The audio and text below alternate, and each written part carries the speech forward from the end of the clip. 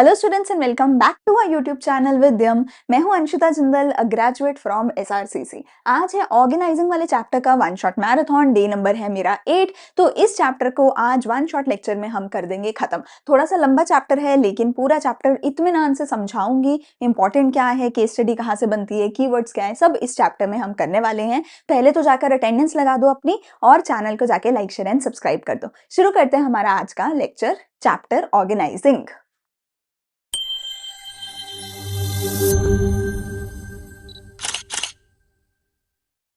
तो शुरू करते हैं ऑर्गेनाइजिंग का चैप्टर। ऑर्गेनाइजिंग का सबसे पहले मतलब क्या होता है, देखो। ऑर्गेनाइज करना किसी भी चीज को, तुम अपने घर पे अपने कबर्ड को, अपने कमरे को ऑर्गेनाइज करते हो। तुम अपने बुक्स को अलग अलग जगह पे ऑर्गेनाइज करते हो, अलग तरीके से अपने बैग में भी बुक्स को ऑर्गेनाइज करके रखते हो, कपड़ों को ऑर्गेनाइज करके रखते हो, है ना। हर चीज को हम हर वक्त ऑर्गेनाइज करके रखते हैं। उसका क्या मतलब होता है कि ना हर चीज को उसकी एक डेजिग्नेटेड प्लेस पे रखते हैं। सबसे पहले हम क्या करते हैं कि कपड़ों में से ना टी शर्ट्स को अलग कर दिया, जीन्स को अलग कर दिया, बाहर जाने के कपड़े अलग कर दिए और फिर हर तरीके के कपड़े का एक स्पेसिफिक जगह बना दिया। जो रोज रोज पहनने हैं उनको आगे रख दिया, जो रोज रोज नहीं पहनने हैं उनको पीछे रख दिया, है ना। यही करते हैं ना, इसी चीज को ऑर्गेनाइजिंग बोलते हैं। मम्मी बोलती है अपना कमरा ऑर्गेनाइज करके रखो, कबर्ड ऑर्गेनाइज करके रखो, यही होता है ना ऑर्गेनाइज करना। यहाँ पर भी हम एग्जैक्टली यही चीज पढ़ते हैं कि हमें क्या करना है ना, आइडेंटिफाई करनी है अलग अलग तरीके की चीजें। जैसे तुम कर रहे हो, आइडेंटिफाई कर रहे हो कौन से अलग अलग तरीके के कपड़े होंगे और फिर उनको ग्रुप कर रहे हो सिमिलर तरीके से। जितने भी टी शर्ट्स हैं उनका एक ग्रुप बना दिया, जितने भी शर्ट्स हैं उनका एक ग्रुप बना दिया, जीन्स का एक ग्रुप बना दिया, ठीक है ना। और फिर उनको उनकी सही जगह पे रखते हो, उनके लिए अलग-अलग सेक्शंस बनाते हो, अलग-अलग डिपार्टमेंट्स बनाते हो, वहाँ पर उनको रखते हो, ठीक है। सो आइडेंटिफाइंग एंड मेरे साथ रीड करनी है, तुम्हें पता है अपना रूल क्या है। जब भी मैं कोई डेफिनेशन रीड कर रही हूँ, तुम मेरे साथ रीड करोगे और इतना ऊँची बोलना है कि सबको सुनना चाहिए कि भैया हमारा बच्चा पढ़ रहा है, ठीक है। So, identifying and organizing the various activities into jobs and then subgrouping these jobs into sections and departments into a single unit for achieving a specific objective, ठीक है। एक पूरा यूनिट बनाया कि ये कपड़ों का यूनिट है, लेकिन उसके अंदर सब ग्रुप्स बना दिए कि ये टी शर्ट्स हैं, ये जीन्स हैं, ये घर के कपड़े, ये बाहर के कपड़े and so on and so fourth, ठीक है जी। पर हर ग्रुप के हर चीज का हमने अलग अलग ग्रुप बनाया है ना। ये एक ग्रुप है, एक ग्रुप ऑफ टी शर्ट्स है, एक group of this, group of that, ठीक है ना। तो ये हो गया हमारा ऑर्गेनाइजिंग।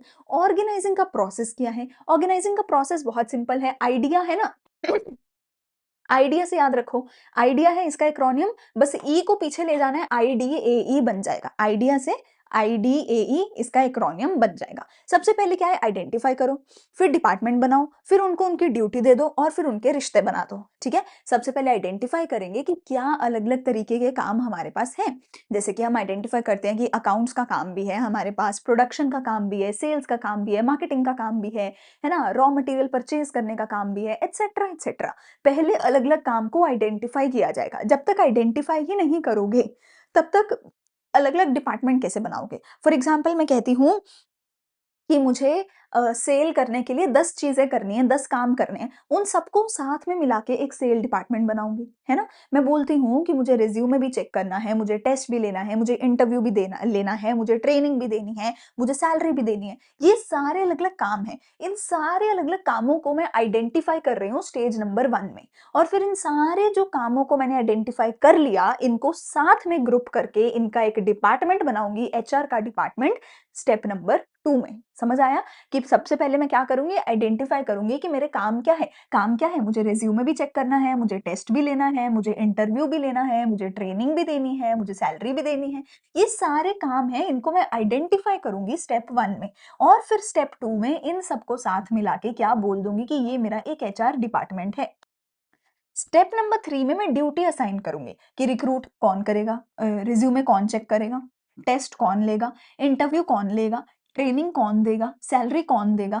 स्टेप 3 में ड्यूटीज़ असाइन करूँगी सबको, और स्टेप 4 में आपस में सबके रिश्ते मैं डिसाइड करूँगी कि जो रिज़्यूमे वाला बंदा है, वो जाके टेस्ट वाले को रिपोर्ट करेगा कि किस-किस का रिज़्यूमे शॉर्टलिस्ट हुआ है, उसका ही टेस्ट लेना है। इसमें से सबसे ज़्यादा टॉप पे हमारा एचआर मैनेजर कौन होगा? ठीक है? उसके बाद कोई हमारा डेप्यूटी मैनेजर भी हो सकता है। उसके बाद हमारे अलग-अलग तरीके के लोग आ जाएँगे, लोअर लेवल मैनेजमेंट आ जाएगी, उसके नीचे कोई लेबर भी हो सकती है, जो जिनका काम है टेस्ट में जाके निगरानी रखना, वो सब लोग भी हो सकते हैं। तो जो लोगों को अलग-अलग लोगों को ड्यूटीज़ असाइन करिए, उनके बीच में रिश्ते डिसाइड करना, कि जो नीचे वाले लोग हैं सीधा आके एचआर मैनेजर से बात नहीं करेंगे, वो डेप्यूटी मैनेजर से बात करेंगे, डेप्यूटी मैनेजर फिर एचआर मैनेजर से बात करेगा, है ना? And so on and so fourth, सारे रिश्ते, सारी स्केलर चेन बनाना, कम्युनिकेशन की चेन बनाना, अथॉरिटी, रिस्पॉन्सिबिलिटी के रिश्तों को डिसाइड करना। ठीक है जी? ये होगा मेरा पूरे का पूरा प्रोसेस ऑफ ऑर्गेनाइजिंग। जल्दी से रीड करते हैं।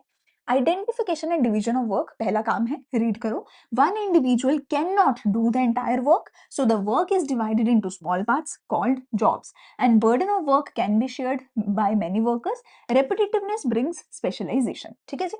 फिर आएगा departmentalisation. Similar nature activities are grouped together on the basis of interdependence called departmentalisation, जैसे कि मार्केटिंग, दिस। ठीक है? फिर है ड्यूटीज असाइन करनी है। Defining the work of different job positions, defining responsibility and authority. Jobs specification are prepared showing the type of competencies required. ठीक है?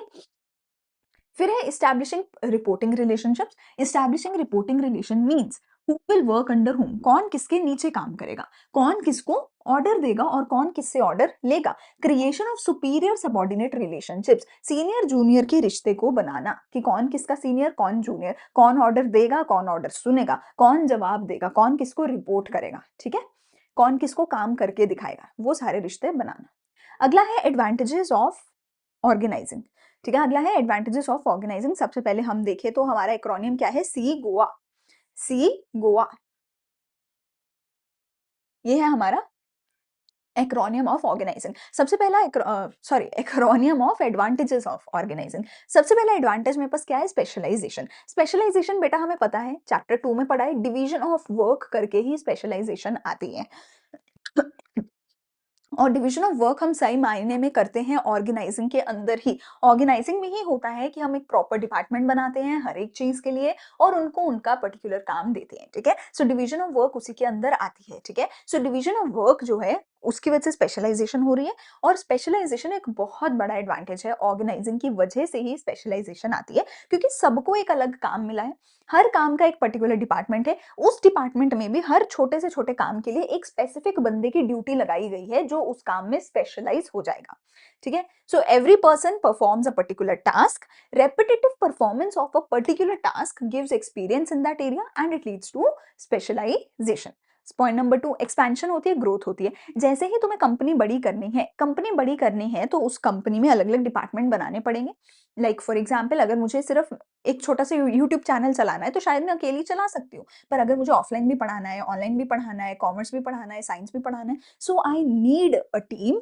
एंड उस टीम में हर किसी की स्पेसिफिक ड्यूटी होगी, हर किसी का स्पेसिफिक डिपार्टमेंट होगा, तभी चल पाएगा, वरना नहीं चल सकता। रैंडम 20 लोगों को बिठा दूंगी ना, लड़ झगड़ लेंगे, बातें कर लेंगे, काम नहीं करेंगे।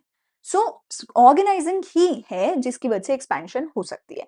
रीड करो। well defined structure helps in the growth and diversification of an enterprise by adding new departments, employees and products.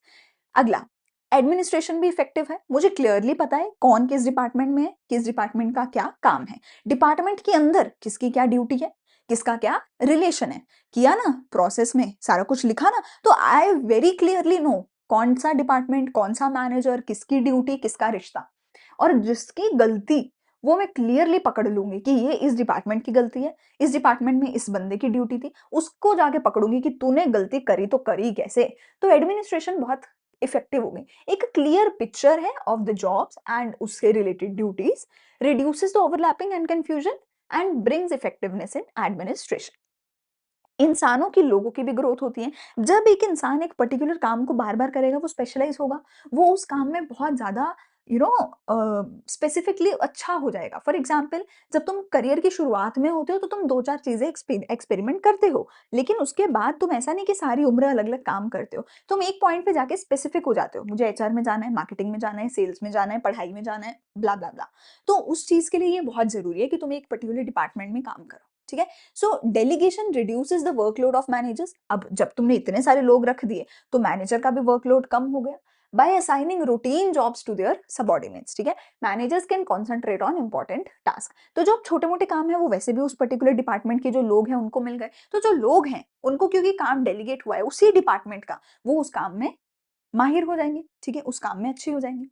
फिर है optimum utilisation of resources. Resources अच्छे से यूटिलाइज होंगे, वेस्टेज नहीं होगा, बिकॉज हर डिपार्टमेंट का पता है किसको कितना क्या कब कैसे, है ना? सब पता है। सो रिसोर्स भी जितना चाहिए होगा उतना ही लगाया जाएगा। So a well defined job helps to know their role and duty, किसको कितना क्या सब पता है, डुप्लीकेशन नहीं होता, कंफ्यूजन नहीं होता, रिसोर्स वेस्ट नहीं होता। अडेप्टेशन टू चेंज, देखो जब क्लियर है ना कि कौन से डिपार्टमेंट में क्या हो रहा है, कौन क्या कर रहा है क्या नहीं कर रहा, मैं बहुत क्लियरली चेंज कर सकती हूँ, बिकॉज मुझे पता है कि एग्जैक्टली कहाँ प्रॉब्लम है, मुझे पता है एग्जैक्टली कहाँ चेंज लाना है, तो सिर्फ उस बंदे को पकड़ के हटा दूंगी, किसी नए को सिर्फ उसकी जगह पे ले आऊंगी। अगर रैंडम 20 लोग बैठे हैं, फिर से मुझे पता ही नहीं 20 में से गलती किसकी, तो 20 के 20 को तो हटा नहीं सकती, है ना? सो चेंज लाना बहुत आसान है क्योंकि हर चीज बहुत सिंपल है, ऑर्गेनाइज्ड है। जैसे मैंने बोला कि तुम्हारा वार्डरोब है, वार्डरोब में बहुत ऑर्गेनाइज्ड है। यहाँ शर्ट्स हैं, यहाँ जीन्स हैं, ये है। तो इस ग्रुप को उठा के यहाँ रखना और इसको यहाँ रखना कितना आसान। एक स्टैक उठाया इधर, दूसरा उठाया उधर, चेंज इज इजी, ठीक है? व्हेन एनी एम्प्लॉई रिटायर्स और quits, it is easy to adjust quickly, ठीक है? क्विकली एडजस्ट करना इजी है। अगला टाइप्स ऑफ ऑर्गेनाइजेशन, दो टाइप्स की ऑर्गेनाइजेशन होती है, फॉर्मल इनफॉर्मल। फॉर्मल के अंदर आगे दो आती हैं, functional and divisional. Formal informal किसके बेस पे होती है कि क्या तुम्हारे रिश्ते जो हैं काम से रिलेटेड हैं या पर्सनल हैं। अगर काम से रिलेटेड रिश्ते हैं तो फॉर्मल ऑर्गेनाइजेशन, अगर काम नहीं है, दोस्ती यारी है, तो इनफॉर्मल। फॉर्मल में काम रिलेटेड आगे दो आते हैं, फंक्शनल एंड डिविजनल स्ट्रक्चर। तो अगर तुम्हें टाइप्स ऑफ ऑर्गेनाइजेशन बोला जाएगा तो दो लिख कर आओगे, फॉर्मल इनफॉर्मल। अगर स्ट्रक्चर ऑफ ऑर्गेनाइजेशन बोला जाए, अगर स्ट्रक्चर ऑफ ऑर्गेनाइजेशन बोला जाएगा तो तुम फंक्शनल एंड डिविजनल लिख कर आओगे। दूसरी चीज, मोस्टली इन दोनों के ऊपर जो है एक केस स्टडी बनाई जाती है, तो ये इंपॉर्टेंट है केस स्टडी के पीओवी से। एंड वेरी वेरी इजी होता है केस स्टडी में फाइंड आउट करना। फंक्शनल जो है और डिविजनल, चलो मैं ये आगे समझाती हूँ, पहले फॉर्मल इनफॉर्मल कर लेते हैं, उसके बाद इसकी बात करते हैं, लेकिन इसके ऊपर केस स्टडी बनती ही बनती है, ठीक है? तो अगर स्ट्रक्चर लिखा है तो फंक्शनल एंड डिविजनल है, अगर टाइप्स ऑफ ऑर्गेनाइजेशन लिखा है तो फॉर्मल इनफॉर्मल की बात तुम करोगे, ठीक है? तो सबसे पहले फॉर्मल इनफॉर्मल की ही बात कर लेते हैं, ठीक है?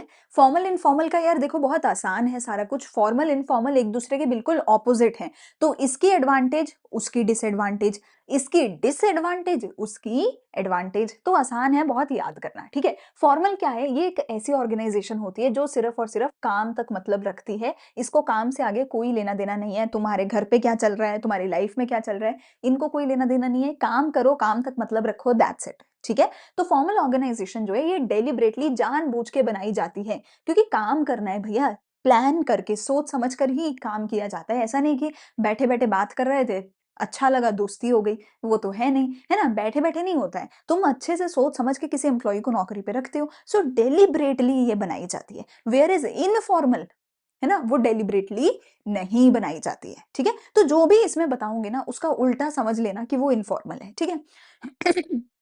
डेलिबरेटली प्लान करता है कौन? टॉप मैनेजमेंट, उसमें कोई नहीं होती टॉप मैनेजमेंट।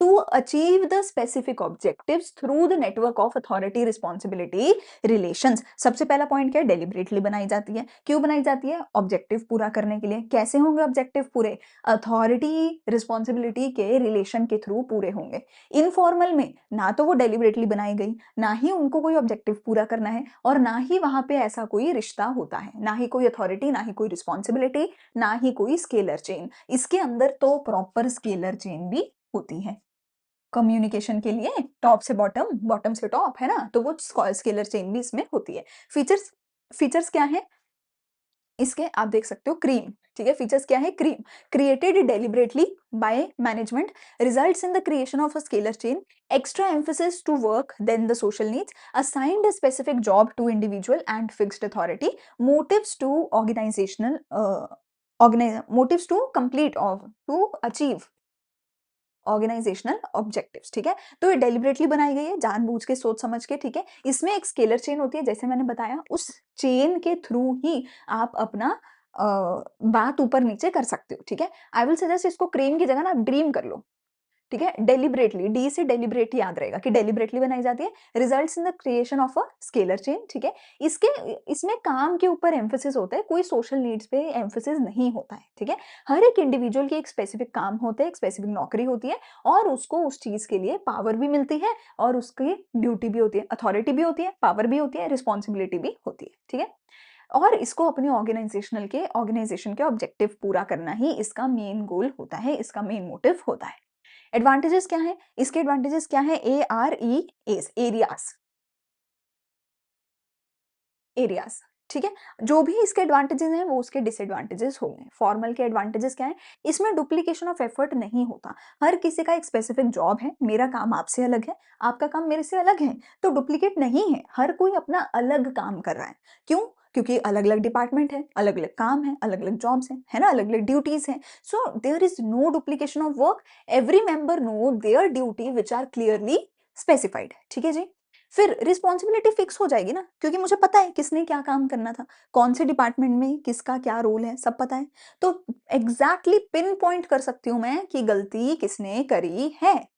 तो due to a well established relationship यहाँ पर रिस्पॉन्सिबिलिटी फिक्स हो सकती है। यूनिटी ऑफ कमांड होती है, एक टाइम पे एक ही मैनेजर से आपको ऑर्डर मिलेगा, क्योंकि अगेन मतलब it's a formal organisation, right? Top management है, लोअर है, मिडल है, राइट? तो हर चीज़ एक प्रॉपर ऑर्डर में है, तो आपको यूनिटी ऑफ कमांड मेंटेन करी जा सकती है। अकम्प्लिशमेंट ऑफ गोल, कंपनी के जो गोल हैं वो पूरे हो जाएँगे एंड स्टेबिलिटी रहती है, एक वेल डिफाइंड जॉब होती है, ग्रोथ होता है, सर्वाइवल होता है, बहुत ज़्यादा स्टेबल होती है। ऐसा नहीं होता कि मेरा दिल नहीं है आज, तो नहीं जाता। You can't do that. अरे लड़ाई हो गई, नहीं जाता। You can't do that. एक दिन में ब्रेकअप कर लिया, यू कांट ब्रेकअप ओवर है। यहाँ पर वो नहीं हो सकता है। यहाँ पर आपको अच्छा लगे, बुरा लगे, आपको काम करना ही पड़ेगा। अनटिल एंड अनलेस कुछ बहुत एक्सट्रीम केस नहीं हो जाता है, तब तक आपकी स्टेबिलिटी यहाँ पर रहती है, ठीक है? किसी एम्प्लॉयी को अगर नौकरी से भी निकाला जाता है, तो ऐसा नहीं होता कि आज लड़ाई हो गई तो आज ब्रेकअप हो गया, चलो, नहीं, वो नहीं होता है। यहाँ पे ब्रेकअप पैचअप वाला सीन नहीं होता है, ठीक है ना? यहाँ पर आपको काम करना ही पड़ता है। चाहे बॉस को गाली दे के काम कर रहे हो, बॉस आपको गाली दे रहा है, आप बॉस को गाली दे रहे हो, फिर भी काम तो वो भी कर रहा है, तुम भी कर रहे हो, ठीक है? सो स्टेबल है। डिसएडवांटेजेस क्या हैं? टैलेंट और क्रिएटिविटी रिड्यूस हो जाती है, क्योंकि इसकी बहुत रिजिड पॉलिसी है। ये इसने एक बार जो पॉलिसी बना दी, प्लान बना दिया, उसके अकॉर्डिंग ही काम करोगे। इनको कोई लेना-देना नहीं है तुमसे, तुम्हारे से, तुम्हारे प्लान से, तुम्हारी क्रिएटिविटी से, तुम्हारे दिमाग से, तुम क्या चाहते हो, उस सब से कोई लेना-देना नहीं है। तो बहुत रिजिड है, तो तुम अपनी क्रिएटिविटी नहीं निकाल सकते हो। जो बोला गया है उतना करके दे दो, दैट्स इट। रिजिड स्ट्रक्चर है, ठीक है? Do not allow deviation due to fixed role assign to employees. Fixed roles होते हैं, उसकी वजह से कुछ हम अपने आप से नहीं कर सकते।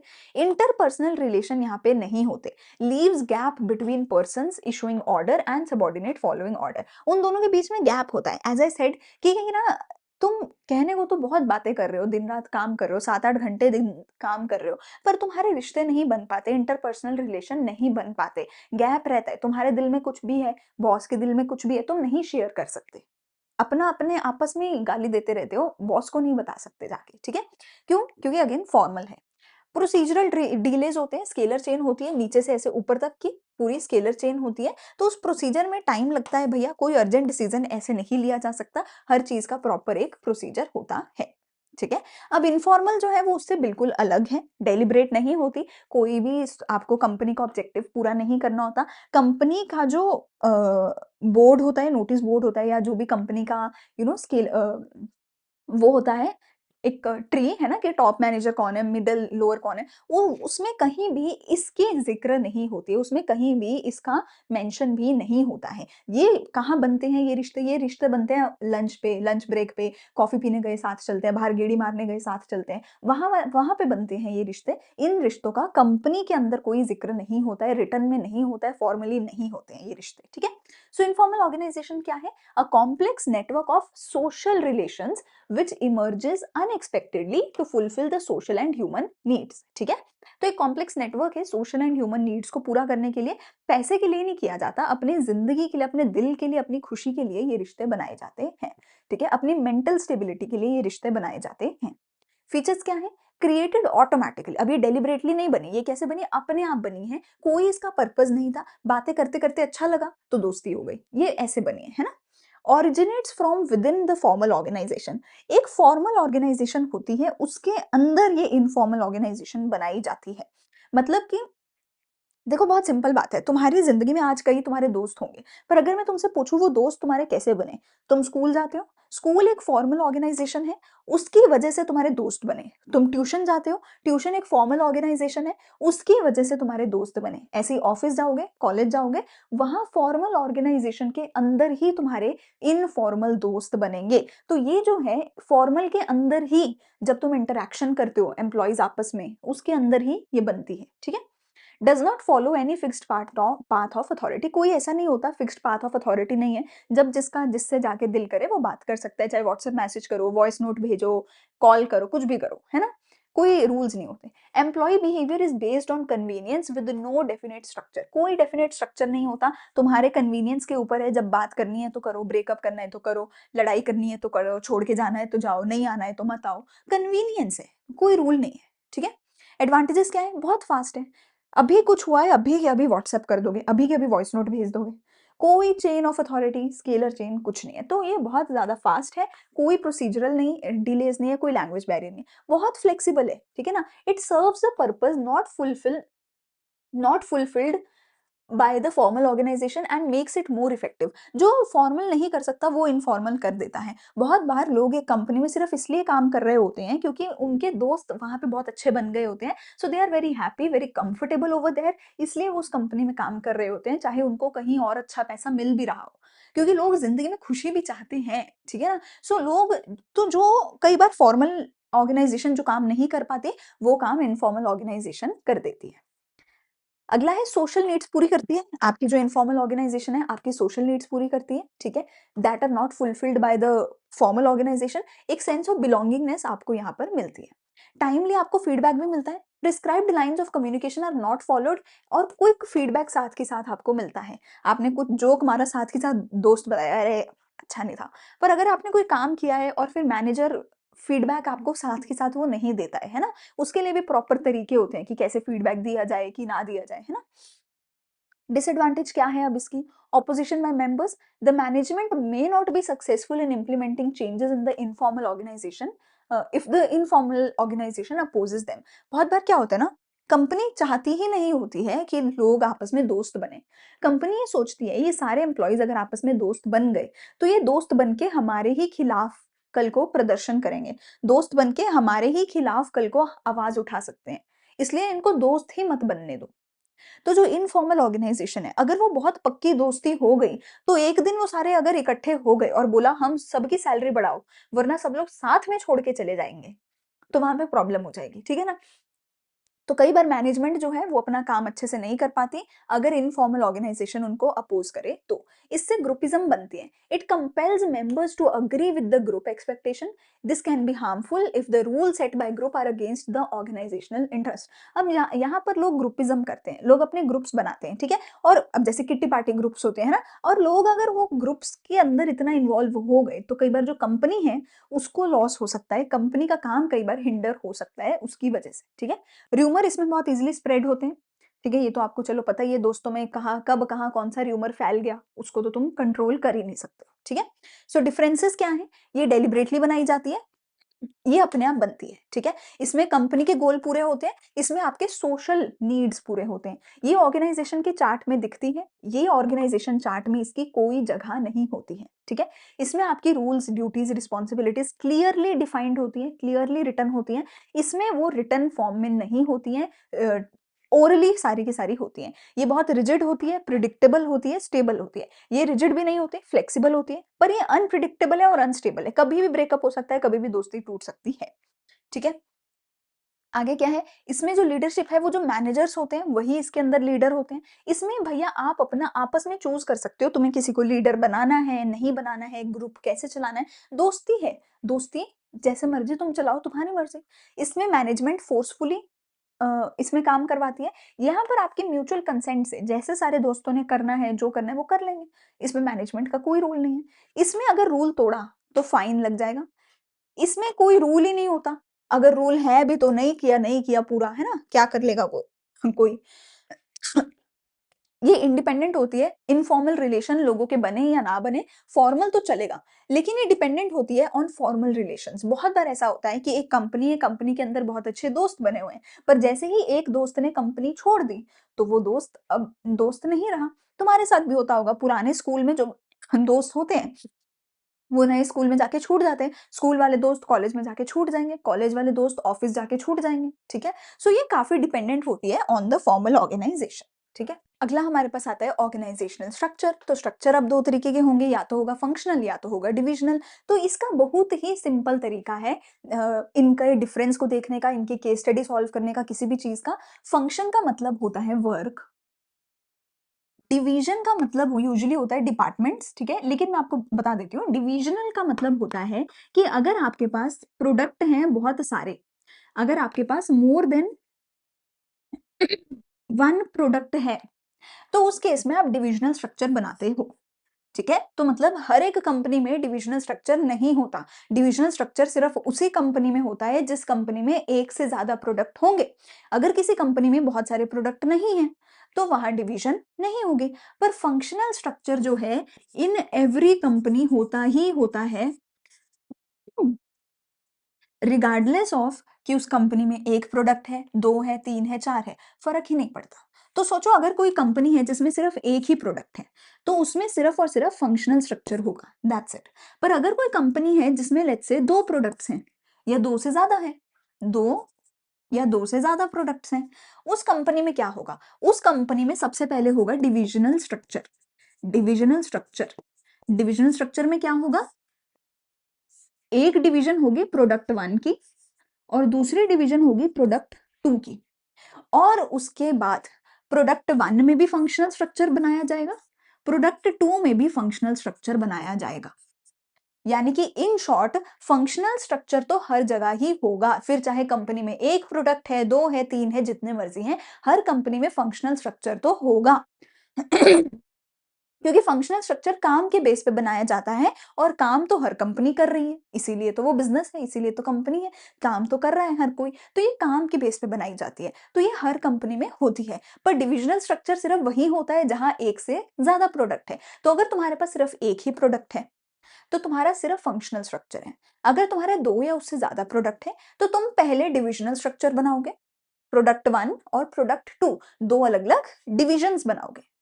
2 डिवीज़न का मतलब है, आप ऐसे कह सकते हो जैसे स्कूल में होता है ना कि एक प्राइमरी का फ्लोर होता है ना? एक 5th टू 8th का फ्लोर होता है, एक 9th 10th का फ्लोर होता है ना? एक फ्लोर है पूरा, है ना? तो एक फ्लोर को आप एक डिवीज़न बोल सकते हो, या 2 अलग-अलग बिल्डिंग बना सकते हो उसके लिए, 2 अलग-अलग फ्लोर बना सकते हो। एक ही फ्लोर में 2 साइड्स बना सकते हो, है ना? कि ये इस चीज़ की साइड है, वो उस चीज़ की साइड है ना? तो किसी भी तरीके से आप अलग कर सकते हो। 2 अलग-अलग डिवीज़न्स हैं, जैसे कि मेरा कॉमर्स का और साइंस का अलग-अलग डिवीज़न होगा, तो मैं क्या करूँगी, कॉमर्स को एक फ्लोर दे दूँगी पूरा, साइंस को दूसरा फ्लोर दे दूँगी अपने बिज़नेस में, ठीक है ना? सो एक प्रोडक्ट 1, प्रोडक्ट 2 के बेस पे डिवीज़न बनाऊँगी, और दोनों डिविज़न्स के अंदर फंक्शनल स्ट्रक्चर बनाऊँगी। अब समझते हैं आगे इसका मतलब। फंक्शनल स्ट्रक्चर के अंदर आप काम के बेस पे स्ट्रक्चर बनाते हो। काम क्या होते हैं? काम होता है आपका एचआर का काम हो गया, आपका फाइनेंस का काम हो गया, आपका सेल्स का काम हो गया, आपका प्रोडक्शन हो गया। तो आपको इन सब के अलग-अलग डिपार्टमेंट बनाने पड़ेंगे, ठीक है? तो अगर आपका एक ही प्रोडक्ट है, तो एक ही प्रोडक्शन डिपार्टमेंट होगा, एक ही होगा सारे-सारे डिपार्टमेंट। अगर आपके ज़्यादा प्रोडक्ट हैं, तो हर प्रोडक्ट के लिए आपका फाइनेंस डिपार्टमेंट अलग होगा, हर प्रोडक्ट का सेल्स डिपार्टमेंट अलग होगा, हर प्रोडक्ट का एचआर डिपार्टमेंट अलग होगा, ठीक है? इसीलिए अगर बड़ी कंपनीज़ में देखो, फॉर एग्ज़ाम्पल टीसीएस है, या फिर कोई भी बड़ी कंपनी ले लो, है ना? कोक वगैरह हो गई। जिस भी कंपनी में मल्टीपल प्रोडक्ट्स हैं, उन सभी कंपनी के मल्टीपल एचआर होते हैं। या एजुकेशन में भी ले लो, कोई ऐसी कंपनी है जिसका science, commerce, arts, 9th 10th सब कुछ है, तो उसका साइंस का एचआर अलग होगा, कॉमर्स का एचआर अलग होगा, एचआर मैनेजर, है ना? कॉमर्स के एचआर मैनेजर अलग होंगे, साइंस के एचआर मैनेजर अलग होंगे, ठीक है जी?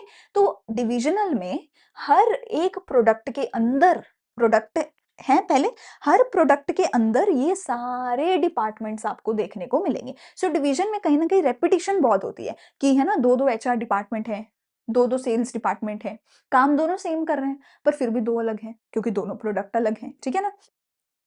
सो पढ़ो मेरे साथ, ऑर्गेनाइजेशनल स्ट्रक्चर क्या होता है? It provides the framework which enables the enterprise to coordinate the responsibilities of individuals and departments. ठीक है, कैसे बनाए जाते हैं स्ट्रक्चर? जॉब डिजाइन के बेस में टोटल वर्क को हम डिवाइड करते हैं वेरियस जॉब्स में, जैसे सेल्स, फाइनेंस, प्रोडक्शन एटसेट्रा, और फिर उनसे क्या रिजल्ट एक्सपेक्टेड है। ठीक है, departmentation, jobs are grouped together to form departments on the basis of similar task like per unit cost, quality control, etc. ठीक है, span of management, number of employees that can be effectively managed by the superior। अगर narrow span है when the size of organization is large, wide span है उल्टा, उल्टा होगा, जब narrow span है तो size of organization is small, इस केस में size of organization is large। ठीक है, आगे तुम कितना डेलीगेट करना चाहते हो, sharing of authority between the superior and subordinate and clearing this. ठीक है, तो कहते हैं कि अगर तुम डेलीगेट ज्यादा करना चाहते हो तो ज्यादा डिपार्टमेंट बनाओ, डेलीगेट नहीं करना चाहते तो कम डिपार्टमेंट बनाओ, है ना। अगर कंपनी छोटी है, तुम्हारा नैरो स्पैन है, तो तुम कम डिपार्टमेंट बनाओ। कंपनी जितनी बड़ी होती जाएगी उतने ज्यादा डिपार्टमेंट आते जाएंगे। ठीक है ना, जॉब जितनी डिफरेंट होगी उतने ज्यादा डिपार्टमेंट होंगे। तो इन सब के बेसिस पे डिपेंड करेगा कि भैया कि तुम जो है कैसा स्ट्रक्चर रख रहे हो और तुम कितने डिपार्टमेंट बना रहे हो। ठीक है, अब सबसे पहला आएगा फंक्शनल। फंक्शनल में क्या होगा, एक सबसे ऊपर होगा पूरी कंपनी का मैनेजिंग डायरेक्टर, पूरी कंपनी का एमडी, पूरी कंपनी का सीईओ, उसके अंदर आएंगे अलग अलग डिपार्टमेंट्स। ठीक है, डिपार्टमेंट क्या होंगे, marketing head, finance, production, purchase. ठीक है, मार्केटिंग में भी हो सकता है नॉर्थ ईस्ट साउथ वेस्ट, तुम कर सकते हो। ठीक है, तो ये तो हो गए काम के बेसिस पे। सो फॉर्म्ड बाय, और रीड करो मेरे साथ, फंक्शनल स्ट्रक्चर क्या है, it is formed by organising the entire work into the functional departments. ठीक है, all the identical works are placed together under one functional head, जैसे कि production, marketing, finance, purchase etcetera. So जब भी आप सारे सिमिलर तरीके के काम को एक डिपार्टमेंट में डालते हो और अलग अलग कामों को अलग अलग डिपार्टमेंट्स में डालते हो तो वो फंक्शनल है। एग्जाम्पल, अगर कंपनी का साइज बड़ा है तो operation require high degree of specialisation. ठीक है, तो फिर उसके लिए तुम क्या करोगे, हर चीज का अलग डिपार्टमेंट बनाओगे।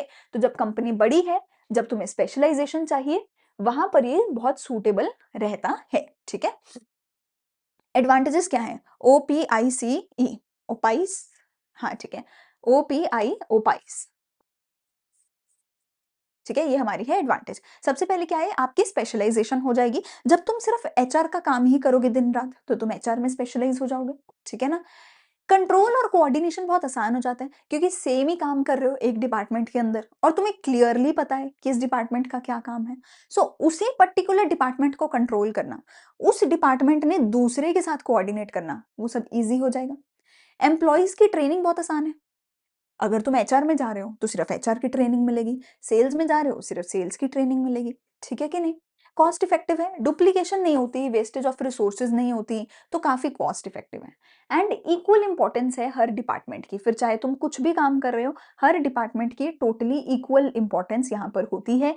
हर डिपार्टमेंट के लिए मैनेजर्स होते हैं, टॉप मिडिल लोअर सब कुछ होता है। हर डिपार्टमेंट को अपना अलग बजट असाइन होता है, हर डिपार्टमेंट को अपने रिसोर्सेज असाइन होते हैं, हर डिपार्टमेंट में लोग रिक्रूट करे जाते हैं। ठीक है, तो किसी डिपार्टमेंट का कोई लड़ाई झगड़ा नहीं है, सब अपना अपना काम कर रहे हैं। ठीक है, so it provides equal attention importance to different functions. ठीक है, लेकिन डिसएडवांटेज क्या है, डिसएडवांटेज ये है कि लेस इंपॉर्टेंस है ओवरऑल एंटरप्राइज ऑब्जेक्टिव पे। यही चीज मैं अभी बोलने ही वाली थी कि हर कोई अपना अलग अलग लगा हुआ है।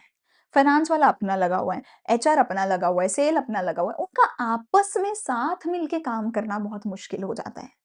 ठीक है, सो उस वजह से क्या होता है, फंक्शनल एम्पायर है। एचआर वाले को ना एक पॉइंट पे जाके ऐसा लगेगा कि बस मेरे को ना अपने डिपार्टमेंट को बेस्ट बनाना है, ये नहीं कि मुझे अपनी कंपनी को बेस्ट बनाना है, मुझे अपने डिपार्टमेंट को बेस्ट बनाना है। तो कई बार डिपार्टमेंट का आपस में झगड़ा होने लग जाता है कि मैं अपने डिपार्टमेंट को एम्पायर बनाऊं, बाकियों से बेहतर बनाऊं, फिर चाहे ओवरऑल कंपनी उससे खराब हो जाए, है ना। अच्छा, इसका पूरे का एक्रोनियम क्या है हमारे पास, फ्लिप। ठीक है, अच्छा, दूसरी चीज लिमिटेड ग्रोथ होती है। फंक्शनल्स है do not get training for top management position because they are unable to get together experience in diverse areas. Again ये भी एक डिसएडवांटेज है कि अगर तुम एचआर में काम कर रहे हो, लेट्स से तुम एचआर के हेड हो, मैनेजर हो, फिर भी तुम्हें सिर्फ एचआर का ही पता है, तुम्हें पता ही नहीं है कि बाकी डिपार्टमेंट में काम कैसे किया जाता है, तो तुम कभी भी पूरी ऑर्गेनाइजेशन के एमडी नहीं बन पाओगे क्योंकि तुम्हें तो सिर्फ इसका पता है, बाकियों का तो पता ही नहीं है। सो तुम बाकी चीजें नहीं सीख पाओगे तो तुम्हारी ग्रोथ तो हो रही है कि एचआर में लोअर से हेड तक पहुँच गए, पर उतनी ही है, बाकी एरियाज़ में तुम्हारी ग्रोथ नहीं हो रही है। इंटर डिपार्टमेंट कन्फ्लिक्ट होगा, ये तो मैंने बता दिया। It can arise when the interest of two or more departments are not same or the absence of separation of responsibility अगर है। तो आपस में लड़ाई झगड़ा डिपार्टमेंट्स का चलता रहता है, जब उनको अपना इंटरेस्ट क्लियरली नहीं पता होता है, झगड़ा होता है। रिस्पॉन्सिबिलिटी की कई बार प्रॉब्लम भी आती है। Functional heads are responsible for a particular function and if something goes wrong it becomes very difficult to fix responsibility. कहते हैं कि वो सिर्फ अपने काम के लिए रिस्पॉन्सिबल हैं। अगर ओवरऑल लेवल पे कहीं कुछ गड़बड़ी हो जाए तो तुम्हें कई बार ये देखना मुश्किल हो जाएगा कि इसमें स्पेसिफिक किस डिपार्टमेंट ने गलती करी, क्योंकि सबने अपना अपना काम लाके दे दिया, ठीक है ना। तो ओवरऑल जो काम हुआ शायद वो उतना अच्छा ना हुआ हो, क्योंकि सबका ध्यान तो अपने अपने पे ही था ना। फंक्शनल डिपार्टमेंट आर रिस्पॉन्सिबल सिर्फ अपने काम के लिए ना, तो ओवरऑल अगर कुछ गलत हुआ तो तुम कई बार रिस्पॉन्सिबिलिटी नहीं फिक्स कर पाते। अब डिविजनल क्या था, यहाँ तक तो हो गया फंक्शनल। अब डिविजनल क्या था, डिविजनल में तुम क्या करते हो भैया जी, अलग अलग प्रोडक्ट के बेस पे अलग अलग डिविजन्स बनाते हो, सेम ही कंपनी में अलग अलग डिवीजन बनाते हो हर प्रोडक्ट की। So organisation structure comprises of separate business units, जिसको डिवीजन भी बोला जाता है। हर यूनिट का एक डिविजनल मैनेजर होता है जिसका रिस्पॉन्सिबिलिटी है अपने परफॉर्मेंस को देखना and has authority over the one unit. इसकी सूटेबिलिटी कब है, जब बिजनेस एंटरप्राइज के पास लार्ज वैरायटी ऑफ प्रोडक्ट्स हैं, ठीक है, manufactured using different productive resources, जैसे कि आईटीसी। आई थिंक मैंने आईटीसी का ही आपको एग्जांपल भी, टीसीएस मैंने बोला था, आईटीसी भी हो गया, ठीक है, कि हर एक प्रोडक्ट अलग है। आईटीसी के कितने ही biscuits, namkeens, this and that आते हैं, तो वो सारे प्रोडक्ट्स अलग हैं, है ना, Britannia and this and that. तो हर प्रोडक्ट का अपना डिवीजन होगा, हर प्रोडक्ट का अपना डिवीजन होता है आईटीसी के अंदर, ठीक है। एडवांटेज क्या है, तुम क्लियरली रिस्पॉन्सिबिलिटी फिक्स कर सकते हो किसी एक डिवीजन पे, ठीक है। So the divisional heads are accountable for profits, revenues, cost related to the different departments and clearly पता चल जाएगा कि भैया ब्रिटानिया में दिक्कत है या किसी और में दिक्कत है या किस में दिक्कत है। क्लियरली तुम पता कर सकते हो, क्योंकि हर एक डिवीजन का अपना प्रॉफिट, हर एक डिवीजन का अपना रेवेन्यू, अपना कॉस्ट, अपना इन्वेस्टमेंट, सारा कुछ, ठीक है ना। इनिशिएटिव एंड फ्लेक्सिबिलिटी यहाँ पर प्रमोट करी जाती है because each division function as an independent unit which leads to faster decision making. हर डिवीजन अपने आप में जो है एक सेपरेट बिजनेस है, हर डिवीजन अपने आप में एक पूरा बिजनेस है, तो उसके अंदर काफ़ी फ्लेक्सिबिलिटी तुम्हें मिल सकती है कि तुम उस पूरे बिज़नेस में क्या करना चाहते हो, ठीक है? और इनिशिएटिव भी ले सकते हो अपनी मर्ज़ी से थोड़ा बहुत, ठीक है? स्पेशलाइज़ेशन प्रोडक्ट बेस पे आएगी, वहाँ स्पेशलाइज़ेशन काम के बेस पे आ रही थी कि तुम एचआर में स्पेशल हो गए, यहाँ तुम उस प्रोडक्ट में स्पेशल हो गए कि अगर एक बिस्किट की तुम डिवीज़न में हो, तो तुम उस बिस्किट से रिलेटेड सारा कुछ जान जाओगे, पर बाकी की पूरी आईटीसी कंपनी का तुम्हें कुछ नहीं पता, बाकी का कुछ नहीं पता, उस प्रोडक्ट के स्पेशल हो, ठीक है? So it helps in the development of different skills in a divisional head and prepares him for higher position. ठीक है, लेकिन हाँ, ये बात है कि एक डिवीजन के अंदर तुम सारे डिपार्टमेंट देख रहे हो, है ना, उस ब्रिटानिया बिस्किट के तुम सारे डिपार्टमेंट देख रहे हो, तो ओवरऑल सारा कुछ तुमने देख लिया, तो तुम हायर पोजीशन के लिए तैयार हो। एक्सपेंशन एंड ग्रोथ भी कर सकते हो, new divisions can be added without interrupting the existing operation. कुछ नया बनाना है तो बनाओ, एक और डिवीजन आ जाएगा, है ना, पुराने वाला ऐसे ही चलता रहेगा, ठीक है। तो एक्सपेंशन और ग्रोथ काफी आसान है। डिसएडवांटेज क्या है, सबसे पहला है कि कन्फ्लिक्ट हो सकता है अलग अलग डिविजन्स के अंदर रिगार्डिंग एलोकेशन ऑफ फंड्स। मतलब बिस्किट वाला बोलेगा मुझे ज्यादा पैसा दे दो, नमकीन वाले बोलेंगे मुझे ज्यादा पैसा दे दो, मुझे ज्यादा इन्वेस्टमेंट दो, ठीक है। तो पैसा किसको ज्यादा दिया जाए, वहां लड़ाई हो सकती है। कॉस्ट भी बहुत बढ़ जाती है, डुप्लीकेशन होता है, क्योंकि जैसा मैंने बोला था कि डिवीजन होता है पहले कि ये प्रोडक्ट 1 है, ये प्रोडक्ट 2 है। अब इसके अंदर इसका अलग फंक्शनल डिपार्टमेंट होंगे, इसके अलग फंक्शनल होंगे। मतलब इसका भी एचआर है, सेल्स है, फाइनेंस है, इसका फिर से एचआर भी है, सेल भी है, फाइनेंस भी है। सोचो ये एचआर मैनेजर फालतू बैठा है, लेकिन फिर भी वो इधर काम नहीं कर सकता, क्योंकि इस वजह से जो है हमारे डुप्लीकेशन ऑफ एक्टिविटी होती है, ठीक है। जो कि तुम यहाँ पर जैसे देख सकते हो कि हमारा होटल का अलग बिजनेस है, गारमेंट का अलग बिजनेस है, फूड का अलग बिजनेस है, पर इसका भी सेल्स का बंदा है, मार्केटिंग का बंदा है, इसका भी है, इसका भी है, ठीक है। अगर ये बंदा वेला भी बैठा है तो ये वेला बैठ के मस्ती करेगा, ये बाकियों में जाके काम नहीं करेगा। ठीक है? तो डुप्लीकेशन बहुत हो रही है, ठीक है? Difficulty in employee training due to diverse products, training of employees is काफी डिफिकल्ट, ठीक है? जिसने गारमेंट में सारा कुछ सीख लिया, वो गारमेंट का तो एक्सपर्ट बन गया, पर उसको होटल का तो एबीसीडी भी नहीं पता, तो ट्रेनिंग ऑफ एम्प्लॉई काफी ज्यादा मुश्किल हो जाती है। ऐसे केस में हमें देखने को ये चीज मिलती है, ठीक है? बाकी मेजर डिफरेंस तुम यहाँ पे देख सकते हो, ये काम के बेस पे बनता है, ये प्रोडक्ट के बेस पे बनता है। इसमें काम की स्पेशलाइजेशन आएगी, इसमें प्रोडक्ट की, ठीक है? इसमें रिस्पॉन्सिबिलिटी फिक्स नहीं कर पाते हो, इसमें काफ़ी आसान होती है, ठीक है? इसमें एक मैनेजर जो है डिफ़िकल्ट होता है उसका डेवलपमेंट होना ओवरऑल लेवल पे, क्योंकि वो सिर्फ़ अपने काम एचआर या अपनी सेल तक ही सीमित है। लेकिन इसमें तो उसने उस प्रोडक्ट का सारा कुछ देख लिया, तो अब उसे सेल्स भी आता है, एचआर भी आता है, ये भी आता है, वो भी आता है। बस प्रोडक्ट चेंज होगा, काम तो सारे आते हैं, तो उसकी ग्रोथ ज़्यादा होगी, मैनेजर डेवलप होगा। ये थोड़ा इकोनॉमिकल है, ये थोड़ा मुश्किल है, कॉस्टली है, क्योंकि डुप्लीकेशन है। 2-2 एचआर हैं, 2-2 सेल्स हैं, 2-2 सारा कुछ है। लेकिन ऑब्वियस सी बात है ये बहुत बड़ा बिज़नेस होगा, क्योंकि इसके पास मल्टीपल प्रोडक्ट्स हैं, ठीक है ना? ये छोटे बिज़नेस में होगा।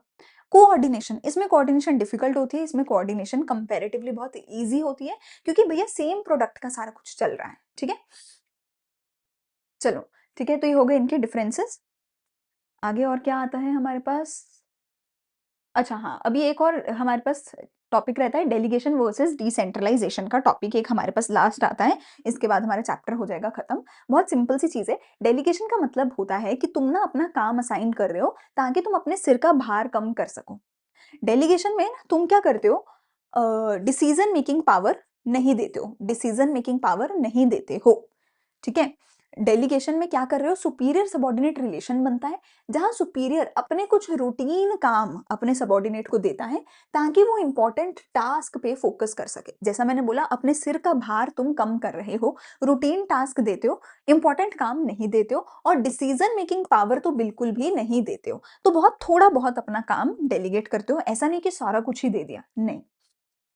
यहाँ पे तुम्हारा फोकस नहीं है कंपनी की ग्रोथ, तुम्हारा फोकस नहीं है एम्प्लॉय की ग्रोथ, तुम्हारा फोकस इतना है कि मेरे सिर का भार कम हो जाए।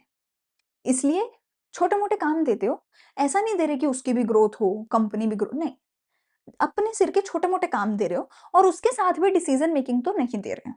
ठीक है जी? इसके अंदर 3 चीज़ें आती हैं, अथॉरिटी, रिस्पॉन्सिबिलिटी, अकाउंटेबिलिटी। अथॉरिटी का सिंपल मतलब होता है पावर देना, रिस्पॉन्सिबिलिटी का सिंपल मतलब होता है कोई काम की ड्यूटी देना, एक लायबिलिटी है ये आपके ऊपर, कि ये काम आपको करना ही पड़ेगा और काम करने के बाद आपको आंसर भी करना पड़ेगा। सो अगर मैंने आपको कोई काम बोला है, तो मैंने आपको रिस्पॉन्सिबल किया है उस काम के लिए और आपको उस काम का जवाब आकर मुझे देना पड़ेगा, आंसर करना पड़ेगा, अकाउंटेबल आप हो। और उसके साथ मैं पावर भी दूँगी उस काम को करने के लिए, ठीक है? अगला है अथॉरिटी, मतलब इन तीनों का मतलब, ठीक है? अथॉरिटी क्या है? Right of an individual to command his subordinate, मतलब ये आपकी पावर है कि आप जूनियर को कुछ बोल सकते हो, to take action within the scope of his position. याद रखना, यहाँ पे आप अपनी पोजीशन के अंदर रह के ही काम कर सकते हो और जो पावर है ऑब्वियसली जो टॉप है वही बॉटम को देगा, ठीक है ना? रिस्पॉन्सिबिलिटी क्या है? आपकी ऑब्लिगेशन है। वो क्या थी? आपकी पावर, आपका राइट, ये आपकी एक लाइबिलिटी है, आपकी ऑब्लिगेशन है, आपकी ड्यूटी है कि आपको काम करना ही पड़ेगा। ठीक है? अब ये अपवर्ड फ्लो करती है, a subordinate will always be responsible to his superiors, ठीक है? सुपीरियर जो है वो सबॉर्डिनेट को जो है रिस्पॉन्सिबल बनाता है, पर सबॉर्डिनेट इज रिस्पॉन्सिबल कि वो काम करके दे ऊपर, ठीक है? एंड अकाउंटेबल मतलब being answerable for the final outcome, ठीक है? ये कभी भी डेलीगेट नहीं करी जा सकती and it flows upward, compulsory होती है through regular feedback on the extent of work done. थोड़ा सा मैं एग्जांपल से समझा देती हूँ। मान लो मैं एक टीचर हूँ, मेरी क्लास में 50 स्टूडेंट्स हैं और तुम मेरी क्लास के क्या हो? क्लास के मॉनिटर हो। अब मैंने एज अ टीचर तुम्हें अथॉरिटी दी या मैं बोलूँ तुम्हें पावर दी है कि तुम बच्चों को डांट सकते हो, लेकिन साथ ही तुम्हें रिस्पॉन्सिबिलिटी यानी कि तुम्हें ड्यूटी भी दी है कि डांटो चाहे जो भी करो पर बच्चों को चुप करवाओ, ठीक है? अब मैं चली गई, ठीक है? अब तुमने जो है पीछे से चुप कराने की कोशिश बहुत करी पर तुमसे अकेले से हो नहीं रहा था, तो तुमने अपने दोस्त को पकड़ा और उसको बोला यार 2 लाइनों को मैं चुप कराता हूँ, 2 लाइनों को तू चुप करा। अब मैंने तुम्हारे दोस्त को नहीं दी थी ड्यूटी, ड्यूटी तुम्हारी है, ठीक है? तुमने आगे अपने दोस्त को तुमने आगे अपने दोस्त को वो ड्यूटी डेलीगेट कर दी है। ठीक है, तुम कर सकते हो, उसमें कुछ गलत नहीं है। अच्छा जी, तो तुम जिन 2 लाइन्स को चुप करवा रहे थे ना, वो लाइन तो चुप हो गई, पर तुम्हारा दोस्त जिससे चुप करा रहा था ना, वो चुप ही नहीं हुए। मैं आई वापस, मैंने बोला, "ये क्या चल रहा है भाई? 2 लाइनें तो शांत है, ये 2 शोर करे जा रही हैं।" तुम बोलते हो, "मैम, एक्चुअली ना इनकी ड्यूटी मैंने अपने दोस्त को दी थी, तो मेरी गलती नहीं है। मैंने अपनी दोनों लाइनें चुप कराई, मेरे दोस्त ने काम नहीं किया।" तो मैं बोलूँगी, "मैं क्या करूँ भाई? क्या मैंने तेरे दोस्त की ड्यूटी लगाई? नहीं, मैंने तो तेरी ड्यूटी लगाई। तो तू मुझे ये नहीं बोल सकता आके कि मेरे दोस्त ने काम नहीं किया। क्यों? क्योंकि दोस्त की ड्यूटी थी ही नहीं। तुमने वो ड्यूटी तो अपने दोस्त को दे दी, पर तुम्हारा दोस्त मुझे जवाब नहीं देगा। जिसकी रिस्पॉन्सिबिलिटी है, अकाउंटेबल भी वही होगा।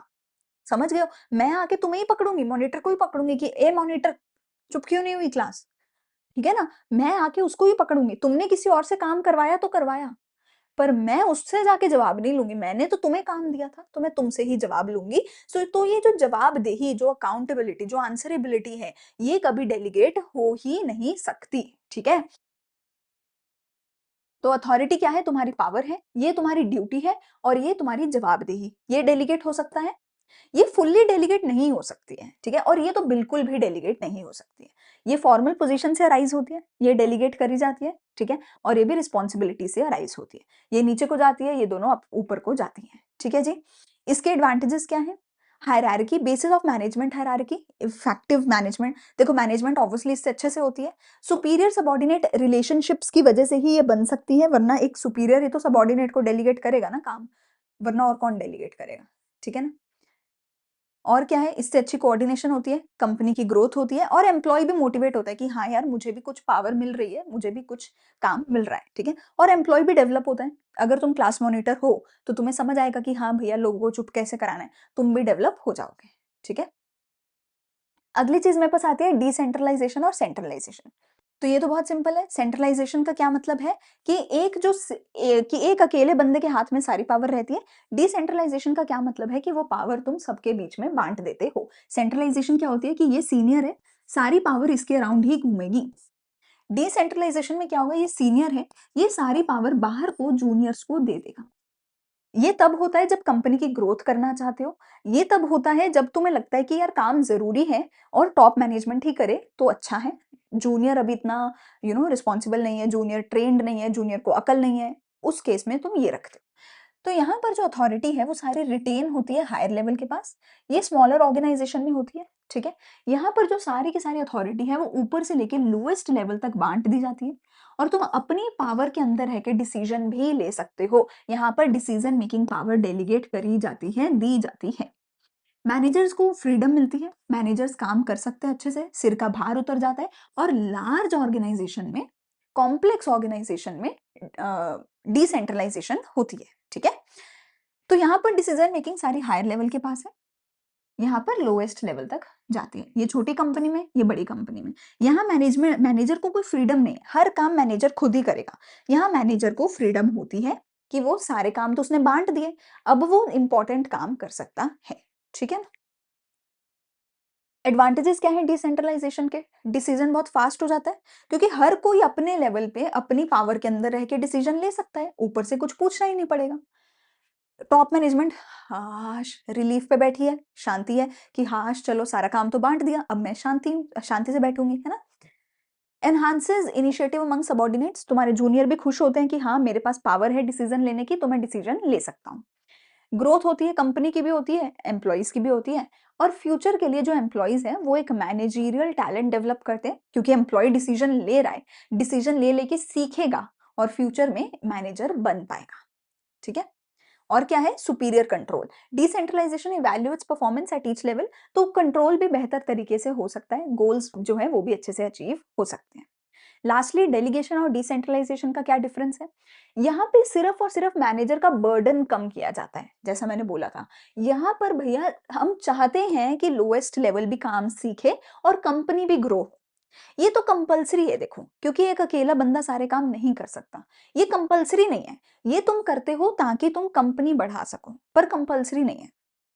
यहाँ पर सबऑर्डिनेट के पास फ्रीडम नहीं होती, यहाँ पर होती है। यहाँ पर तुम अथॉरिटी वापस भी बुला सकते हो, वापस ले सकते हो पावर अपनी, यहाँ पर यूजुअली नहीं ले सकते। इसका स्कोप नैरो है, इसका स्कोप वाइड है, ठीक है ना?